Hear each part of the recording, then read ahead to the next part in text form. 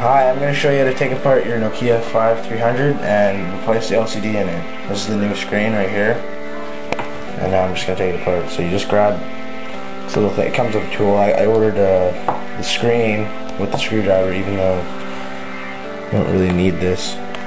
T6 screwdriver is all you need, and this.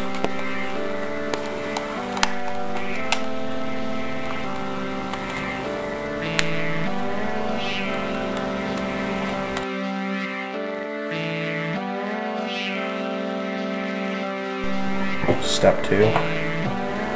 Screen covers off. You just take your T6 screwdriver. Make sure you don't strip the bolts.